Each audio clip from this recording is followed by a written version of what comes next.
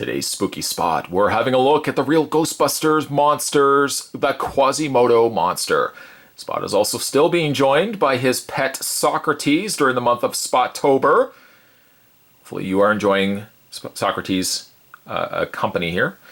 We are having a look, though, at the real Ghostbusters monsters. Now, this Quasimodo figure does have the feature in which his arms spread out to break his chains. Mouth opens wide and goes, okay. Okay, maybe he doesn't say that. It says pose requires hand support. So he doesn't do that on his own. Let me also indicate and draw your attention to this. Look how badly this packaging is disheveled. No, I've not had this in my collection for a very long time. I got this through an eBay seller. But apparently he forgot to mention the Quasimodo he was stomping on and drove over with his car. I don't think he actually did that. But the monsters consist of the Dracula monster, Frankenstein monster, Quasimodo monster, the zombie monster, the Wolfman monster, and the mummy monster. Spin around the back of the package to some retro goodness. I don't remember these ones, like Ghost Spooker changes the sound of your voice. It probably is on the same vein as the Snake Mountain for the Masters of the Universe line. We also got the Proton Pack, something that I kicked and screamed to get when I was younger, and to no avail, So it just goes to show, throwing tantrums gets you nothing in life, both as a child and as an adult, especially as an adult. Don't throw a tantrum at your work. It's not going to get you anywhere. Set your time machine to 1986.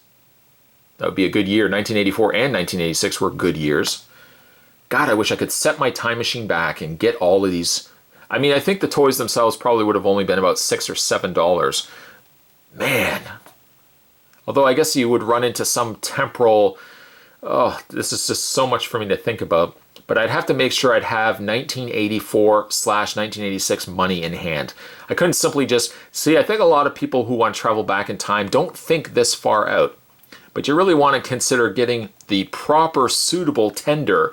You can't simply go back with money nowadays because that stuff won't fly, especially here in Canada, because like dollars and $2 have been replaced with loonies and toonies. So that stuff ain't gonna fly nowadays. You can't take back a loony and toonie, and stores like Kmart are gonna accept that. It ain't gonna happen. It ain't gonna happen. At any rate, Spot's gonna take himself a very blood-curdling break. Literally, sans le blood. There's going to be no blood in this break. But when we come back, we're going to get a better look at the real Ghostbusters Quasimodo monster. There's more heading your way, guys. Don't go anywhere. Stay tuned.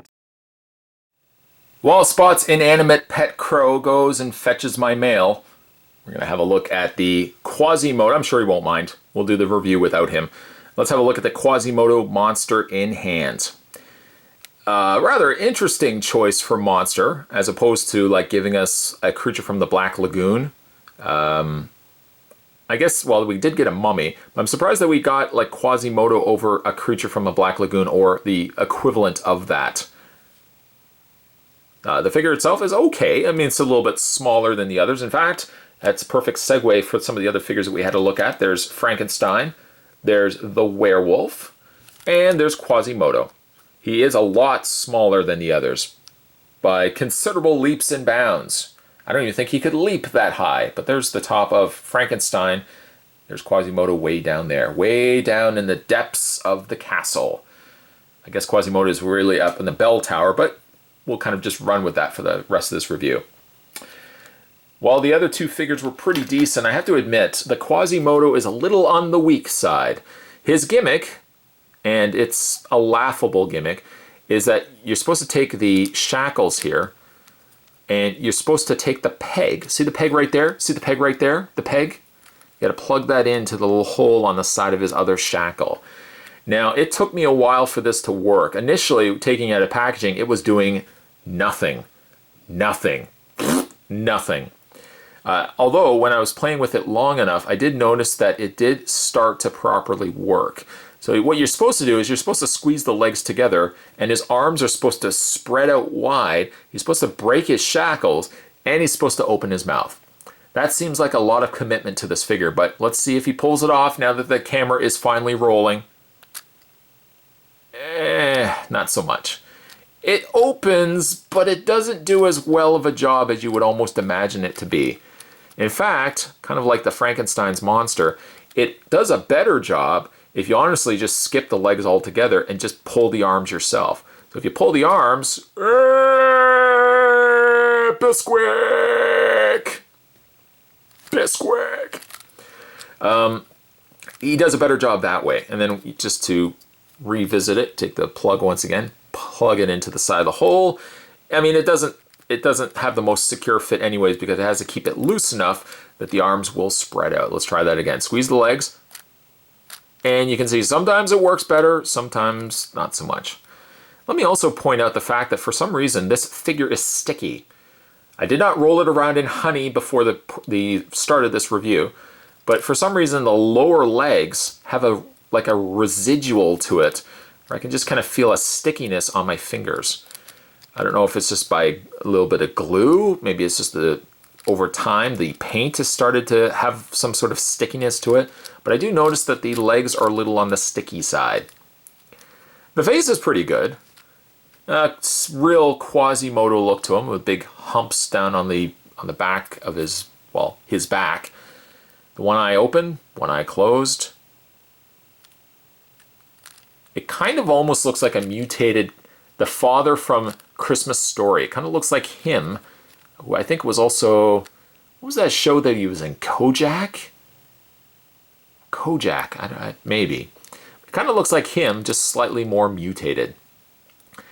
The screaming or yelling gesture, the gimmick works well if only the legs would do a better job of activating it, which is why all the more reason, I think using the arms on their own, like the Frankenstein's monster, I think you get a better result from it. So far, I think from the monsters that we've had a look at, Quasimodo might potentially be the weakest of the bunch. He's not a bad figure, and I think he rounds out the monsters well, but by far he is not the best from this line. Today's spooky spot, where that crow is. Today's spooky spot, though, we were having a look at the real Ghostbusters, Quasimodo the Monster. Stay tuned, guys. Spot's going to have more spooky spots heading to you this month of Spottober. No fooling. I wouldn't kid about that. As always, thanks for watching as you always do. I'll see you next time.